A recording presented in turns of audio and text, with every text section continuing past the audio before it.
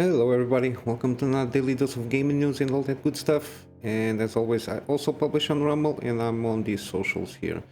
So let's get started. We got a lot of things to cover today. Seems to the 4060 Ti, it's going to launch by the end of this month, not in July per se. There's been some leaks on like reviewer documentation regarding dates. And again, they are doing the shenanigan of doing first the review of the MSRP, which is basically the GPUs that usually it's the reference card because the AIBs usually cannot handle having the same price than the reference card. And then the day after, non-MSRP models, which is basically all the others. I don't think there is any AIB that is going to make a MSRP model. Even though the margins are huge, even at $300.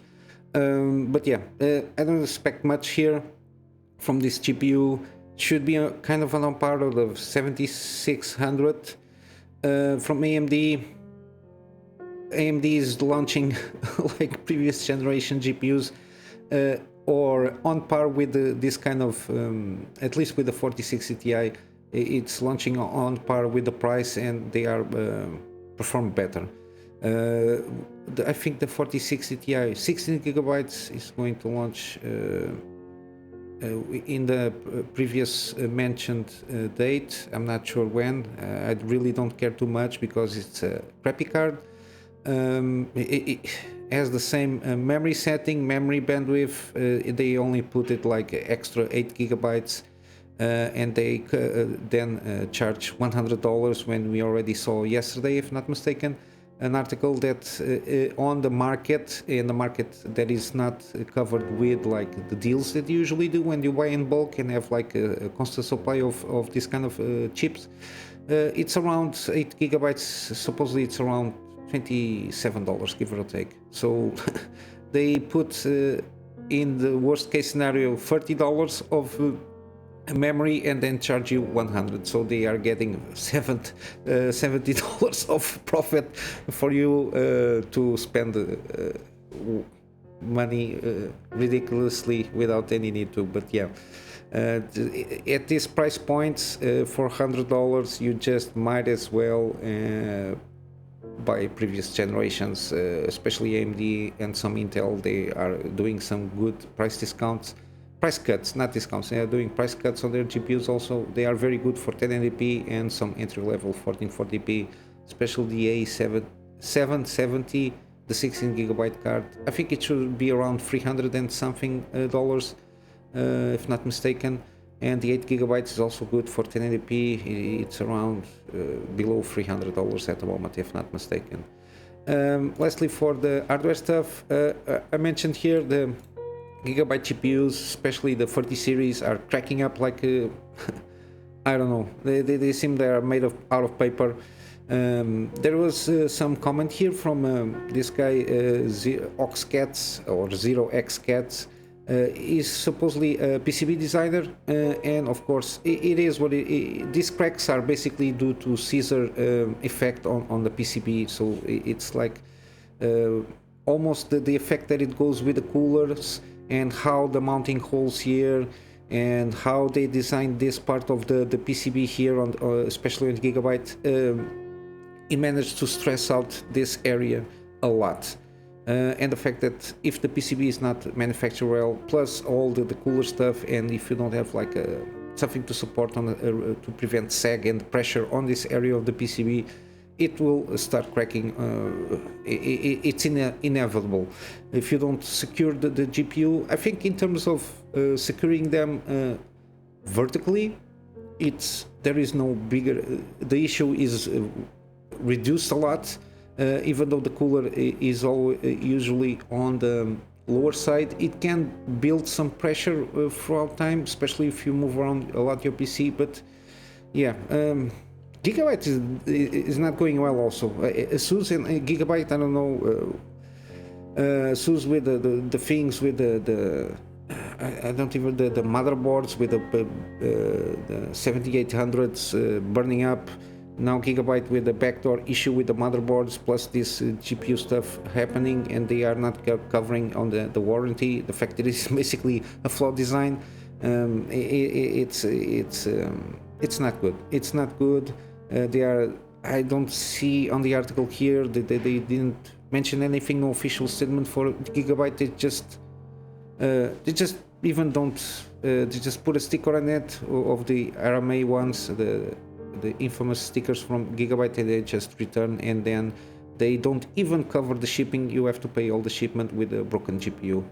So a lot of people are having like basically paperweights, and it's not like half a dozen, it's like hundreds of them, hundreds of cases here happening. This the only points, it's like the connector of the 12 volt power on the 49. It's that connector, I think, has a big design flaw. That is why when I buy my new PC, I think I'm going for AMD stuff, and I think mainly because of the prices of the GPUs. I prefer to not have the technology of RT, which is not something that I not very fond of, and have a little bit more struggles on productivity work. Even though I'm not a huge productivity engineering or master's degree stuff, but for what I think I have to do, I don't foresee any issues with AMD regarding that productivity apps on and of course there's been a lot of misconception of AMD drivers. I think that they are pretty excellent from all the reviews that I've been seeing, like deep dives on the software and everything. The software is more presentable. You don't need to have an account with AMD to install drivers and have access to the fine-tuning and everything. So and even the HUD stuff, how it presents itself is way better than the NVIDIA. But yeah, that's another one for another day. Let's focus on some kind of a good stuff here on the Summer Game Fest stuff. The Xbox showcase, I managed to watch it, plus the Starfield direct thing yesterday. Overall, I think it's an okay one. I never follow too much these kind of big things, but my sense it was an okay one. I know they had to do an excellent job here because of the first party games. They presented some of them, like 12 or 14 or something like that, from their first party studios here.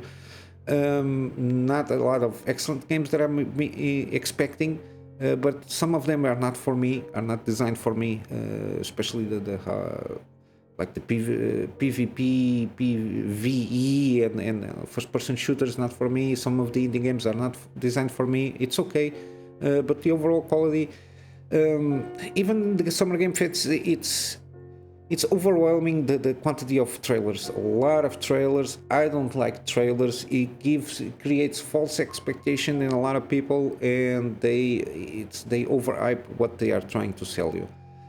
I really prefer always in-game engine gameplay or some reels or highlights. Even though I prefer better how they did it with Starfield.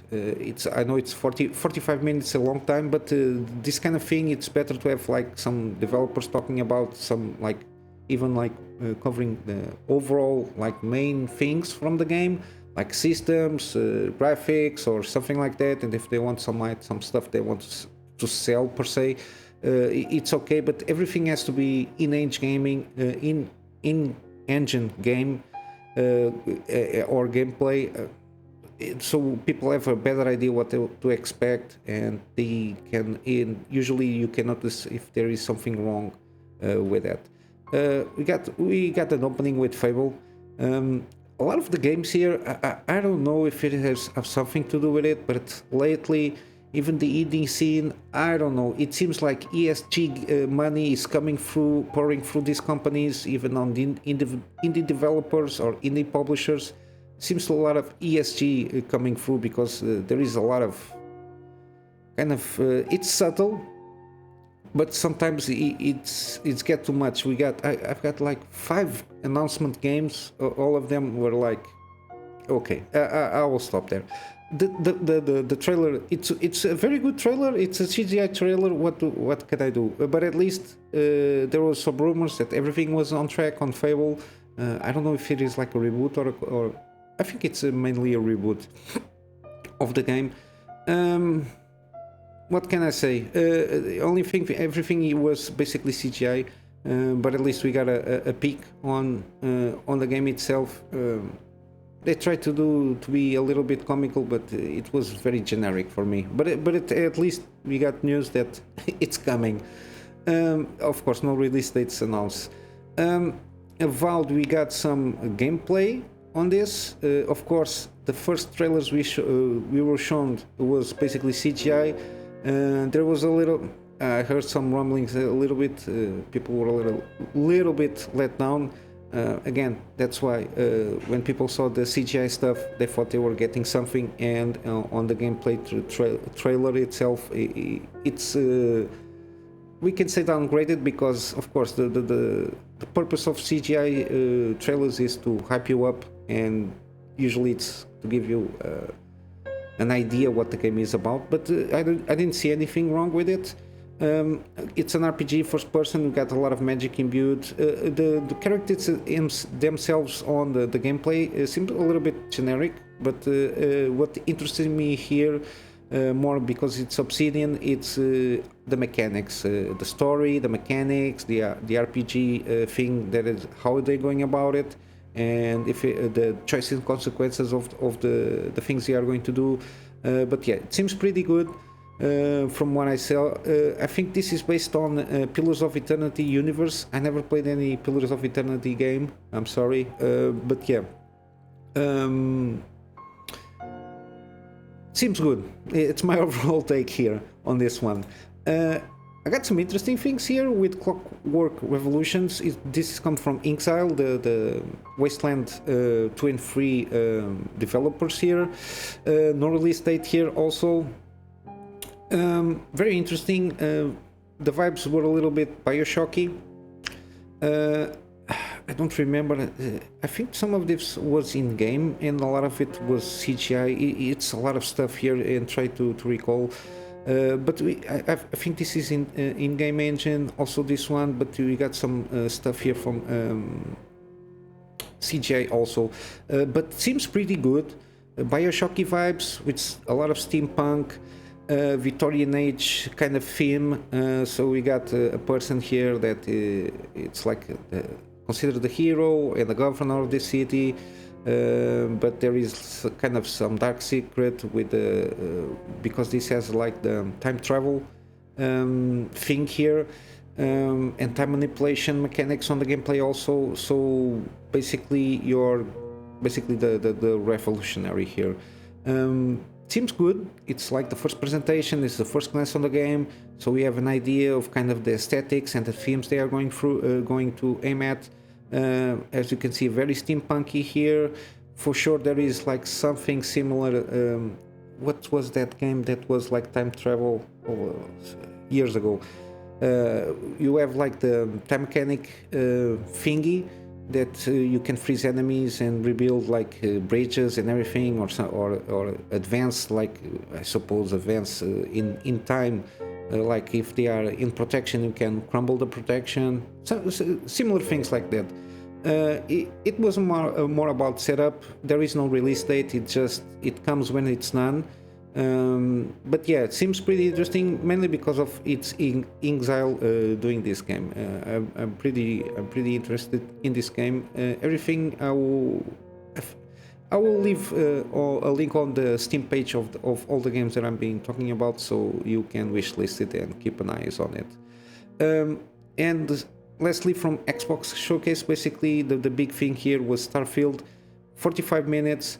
Very in deep dive in a lot of systems, from exploration, combat, perks, traits, customization on ship, customization on your player, the mechanics of exploration, combat, space combat also. What else? Like resource gathering and management, base building and management. You can get like assemble a crew. and you can direct them from several outposts that you can build to manage that and keep like some kind of mechanic in terms of gathering resources and make money and everything, and credits in this case. But yeah, seems pretty good from what they showed. However, my main concern here is how this is going to be, because there seems to be a lot of emphasis on lightning. I don't know how this is going to look like in terms of because it's also locked on 30 frames FPS for consoles. I don't know how it's going to be regarding stuttering and bugs, because Bethesda is always well known for launching a lot of buggy games, and because there is a lot of intricate systems here that ties with themselves. I don't know how this is going to be at launch. There is no demo on this one, so it's a shame. But the building and crafting very good, in-person combat excellent, space combat seems pretty good also. Crew and companions seems pretty decent, because they have like their own traits and everything, so you can direct them to the outposts and do some stuff. And even on your ship, they can be on your ship and deal with the systems on the ship depending on what their proficiencies are. Let's see what else. Person combat seems pretty more solid than Fallout 4. A lot of customization on the guns and the ammos also. A lot of modding happening here. Then we have like the pre-order stuff. They have like I think like one of the tiers is like a digital watch, like you saw on the trailer. But yeah, seems pretty good from what they showed. I'll leave the article here from FXtra Life. They do a good job on highlighting what they talk about in each of the things that they talk about here, of the themes of what they see. There is some one of the worries also, it's because a lot of it's like procedurally generated in terms of the worlds. A lot of some of the things that you discover, for example, if you go to a world, some of the things are generated like events, and even like some of the like abandoned outposts and stuff like that. I think it's a little bit procedurally generated. I don't know how this is going to... If it is well done with the algorithm, I think it can be pretty good, because supposedly you have 1,000 worlds to explore, so it's a lot of worlds to do it hand by hand. But yeah, a lot of the main stuff it's not, of course, procedurally generated, or else it will be a completely mess. But yeah, it seems pretty good. From what they showed, and they showed snippets here and there. Again, there was a thing, now that I'm seeing the ship stuff, it's good that they showed this, because it's like, this is a customization of the ship here.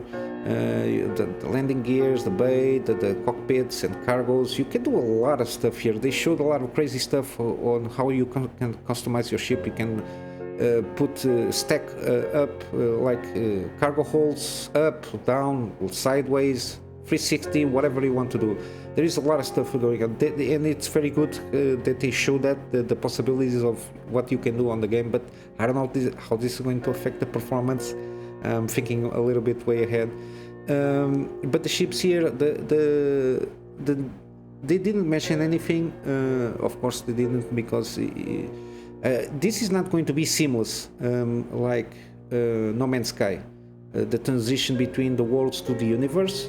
This is not going to be seamless. This is going to be loading screens a lot. So when you enter a planet, you have a loading screen for sure. It seems to have some loading screens within worlds in some spaces when you enter, because how the way they cut away from certain things. For example, when you supposedly going to enter some areas inside the world, some buildings, it seems to cut away, and then you are a little bit further inside the building. Seems that there's going to be some loading screens bonanza here. I'm not sure, but it's a little bit suspicious for me.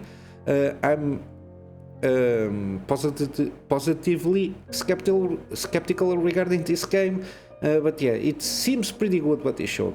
Let's see how it goes. It launches when? October 10th, Let me check, sorry, all the way down here. No, September 6th, sorry. So 2 months, give or take, until the launch of this game. No, 3 months. We are in June, July, August. Yeah, 2 months and a half, give or take. We are at 12, so almost coming. I really pray this is a good one because they really Xbox and Bethesda did a really excellent game to throw out of the park.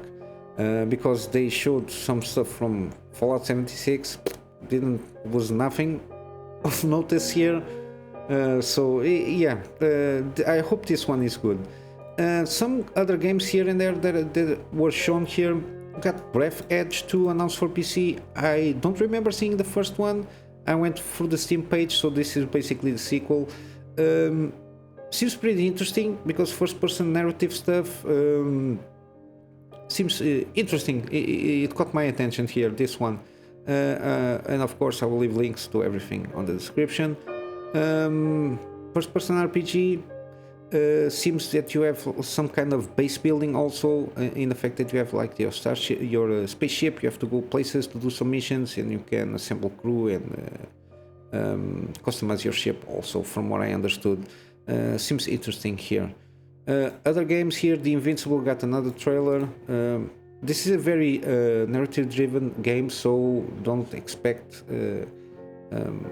I didn't expect like gameplay trailers showing some mechanics. This is mostly narrative driven, and it caught my attention a few months ago when I first caught and covered it here on the channel, and I'm really hoping this game is going to get out of the park here. Got more, we got the Cyberpunk Phantom Liberty kind of thing here. It's going to launch the September 26th. September and October this year is going to be very busy months regarding game launches. Priced at $30. And yeah, they show a little bit here and there. Mainly it's focused on the story. It was a good trailer. But the main takeaway here, there was a guy that I usually see their games when it's stuff regarding Bethesda. Sorry, I will leave a link on their video because they managed to get an early gameplay session on this expansion and the expansion with the next patch, the 1.7. The 1.7, I think it's only coming like in 1 month or so. And he's got a lot of good news regarding the session of the Phantom Liberty and how some tweaks here and there that they managed to do on the upcoming 1.7 version of the patch here. We got here this horror game, Serial Mode in the Chinese Room. I think it's the same guys that managed to do, where is it? Amnesia, Machine for Pigs, Everybody's Gone to Rapture, and the Esther. Seems pretty interesting. I don't think that it's going to have combat. I think it's about more exploration, trying to solve the issue, and yeah, no weapons, no powers, just wit and determination. So I think it's going to be a little bit on puzzle side and try to escape the outbreak. It's interesting because it's an isolated place and you're trying to get out of there. Seems pretty interesting. Let's see how it goes. Yeah, early 2024, so not this year. This one from Don't Nod, they've been launching some and announcing some interesting games here. It's like a climbing game with a lot of puzzling here. The trailer was more about setting the atmosphere here and how they're going about it in terms of graphic wise and the style here, the art style and the art direction. Seems pretty good. Very interesting. I don't think they put it any dialogue, so just music and background. You got a little bug here that can help you on some puzzling here. But yeah, seems a lot of exploration, trying to solve a mystery.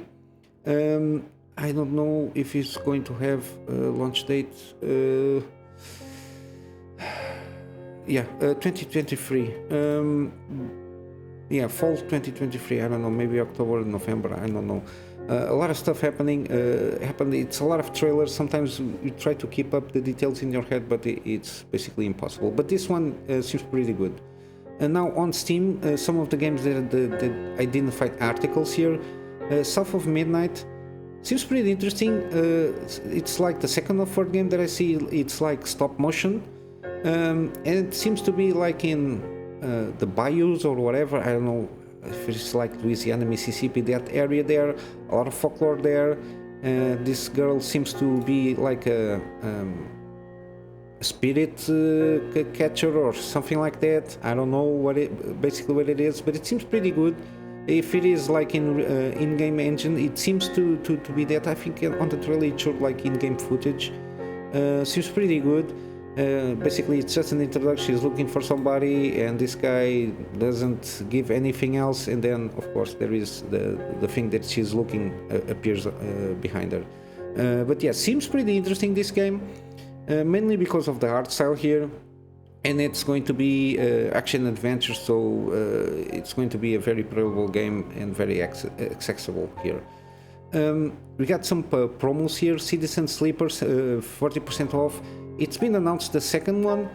I didn't put it here, nothing, but yeah, it got my interest here. This one, the first one, I'm just hoping to upgrade my PC to see how it goes, if it is like a pretty good one, so I can get pumped for the second one. I think it's like a direct sequel from what I understood.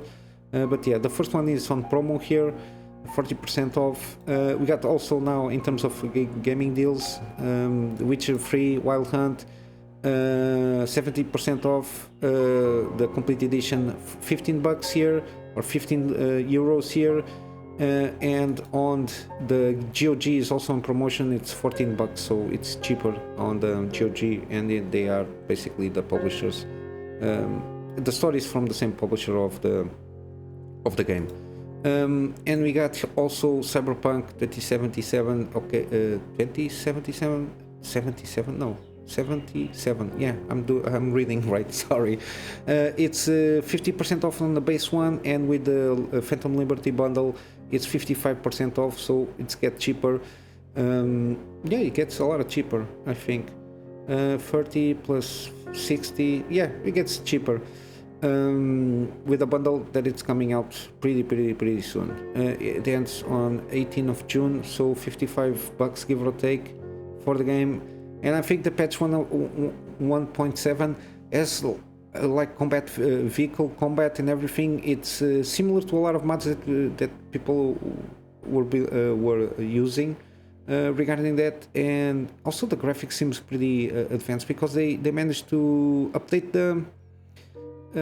no, this is not updated here. They updated the system requirements a little bit. You need a better PC to play this thing. But it's not over the top, from what I understood. Unless you want to play ray tracing, then you have to have like a 4090 basically. Regarding RPG, we got here again the GOG, we got Cyberpunk, The Witcher also, Diablo, System Shock, all that good stuff, Witcher, Deus Ex, Dragon Age, and I put it here only discounted in high DLCs. I'll put the link on this one because there is some good games here. I don't know, Wasteland, Darkest Dungeon, a lot of games, Lords of Fallen. It's not bad, this one. It could be better. I think that the next one is going to be way better. Of course, the rest of the Witcher stuff here, we got a lot of games here. Just the Shadowrun trilogy, also pretty good in terms of story. But yeah, seems pretty good, the gaming deals, and there is some more stuff going on. We got to Ubisoft Forward, should have more news regarding Assassin's Creed, and the not so good Prince of Persia new game that they're launching. Doesn't seem very in line with Middle East fantasy here there, but that's another, maybe it's ESG money coming through and they have to make this kind of games. I don't know. I'm going to wrap up here, guys. With my Google GoFundMe for me to upgrade my PC to get better, more content from our private clients, and doing some video stuff for them all. And also in my free spare time, doing the daily videos, better quality, doing some deep dives in some subjects that I like to talk about, resuming gameplays, and possibly doing some live streams in the near future. And with all that said, guys, I hope you have a wonderful day, and I'll see you in the next one. So until then, Kunamy Master out.